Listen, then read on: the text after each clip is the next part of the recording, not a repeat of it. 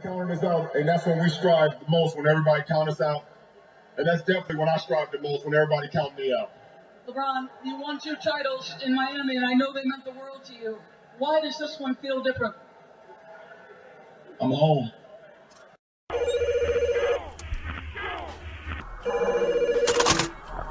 Allô, allô, le coq de l'école, le coq de l'école, allô, allô, le coq de l'école, le coq de l'école, allô, allô.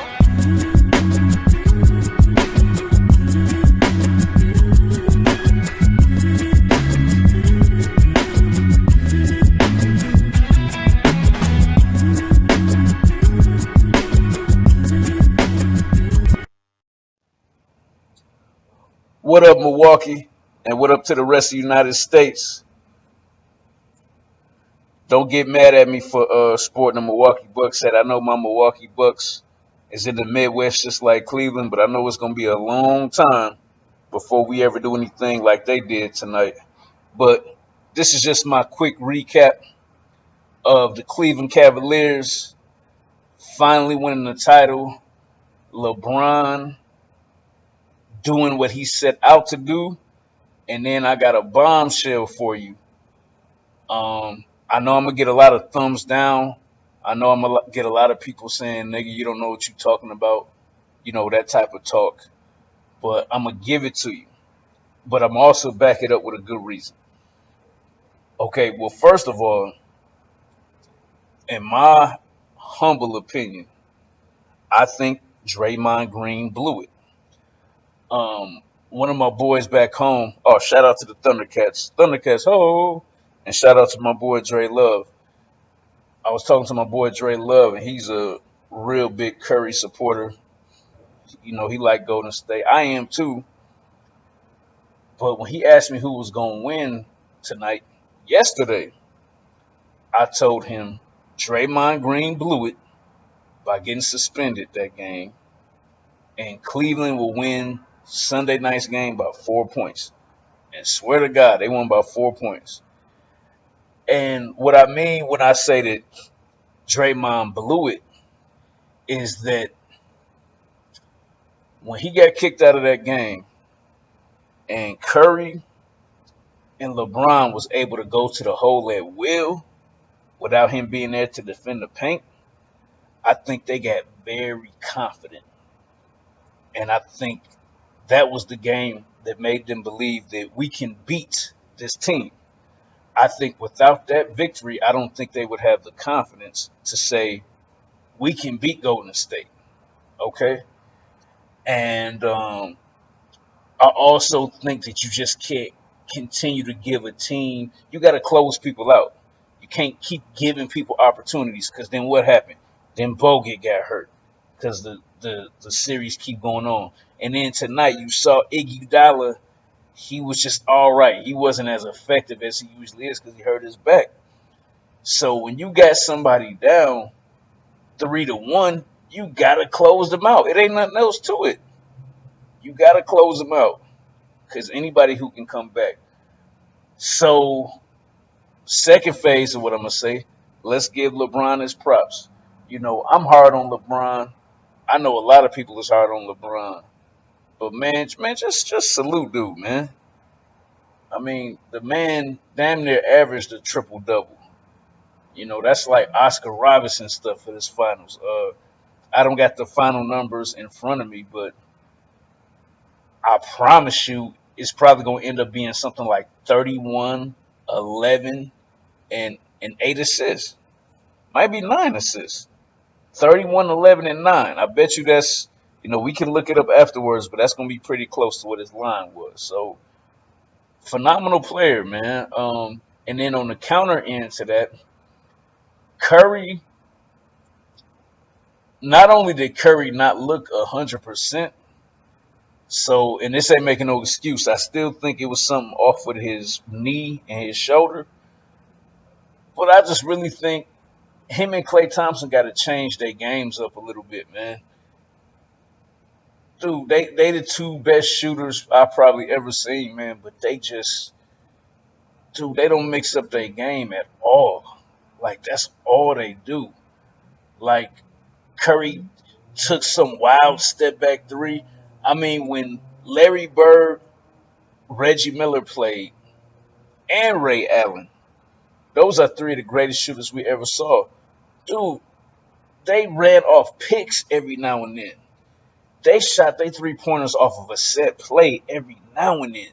You just can't do all this dribble, dribble, dribble stuff and then just jack up a three all the time. It's not going to work all the time, man, especially in the playoffs. Okay? So, congratulations to Cleveland. You know, I'm a Milwaukee, Wisconsin man, even though I'm in the South now, but shout out to the 216. You know, you just love to see the Midwest win whenever we can. Especially, I know it's going to be forever before my people can get like that.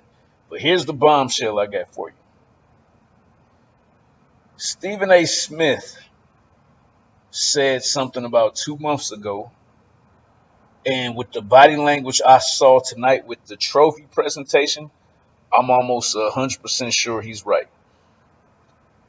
LeBron James will leave Cleveland in the offseason, and he will either A, go back to Miami, or B, go to New York to play with Carmelo, or C, go to LA to play with Chris Paul. Or he might do something crazy and do some variation of all three of those and try to get one or both of them to come to Miami. This is why I'm almost 100% sure he's not coming back to the Cleveland Cavalier organization.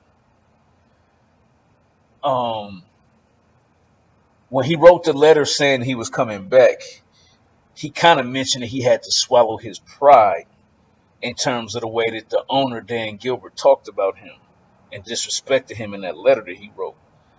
And he kept emphasizing that I'm really not doing this for the Cleveland Cavaliers front office. I'm doing this for the state of Ohio, for the city of Cleveland, and for the city of Akron, where I'm from. You know, that's where his priority was. So tonight, during the trophy presentation, Doris Burke is talking to the owner, Dan Gilbert, and just giving him opportunity to shout out who he wants to thank. And as great as LeBron played, all he really said was, and then you got to thank LeBron James and the Cleveland Cavaliers. So it was dismissive. And the way he added on in the Cleveland Cavaliers, I hear you talking, but that's all LeBron, man. And you could have just said he's the best player in the world. You just could have left it at that. Or you could have said he's the best player in the history of the Cleveland Cavaliers franchise. You could at least said that. He didn't say none of that, right? So then Doris Burke catches that. And this is real good media for you people who want to be journalists. She picked up on the fact that he wasn't going to give LeBron his really props or his credit for helping win. So she asked him, let me pick up my phone. Can you tell me, how does it feel looking at the way that LeBron left Cleveland the first time and then to go to Miami and then to come back? Could you ever envision him coming back and this being the result of winning the title based off of how things went the first time he left? Oh, well, Doris, I really couldn't hear you all the way, but let me just let me say this. If you couldn't hear what she said, say, pardon me, come again, excuse me, or sometimes white people say, how's that? And I like that one when white people say that. How's that? He didn't say none of that. He just dismissed the question and then deflected. So therefore, I think LeBron James cannot stand Dan Gilbert. I don't think he likes him at all. And therefore, he won this title for the people of Ohio, and he is gone. He is going to bounce. So that's my prediction. You can hate me for it. At the end of the day, it's just basketball, man. So if you got hateful comments coming towards me because this is my opinion, I might get like the man on this shirt and get that Thundercat Lionel sword on you. This is your boy Track Lacer. This little red button down here that says subscribe. Definitely hit that button for me. Definitely hit me with some thumbs ups, aka likes on the video. And definitely leave comments and discussions agreeing with me or disagreeing with me. This is your boy Track Lazy, Capital Drive hero, quarterback of the mill. I'm out.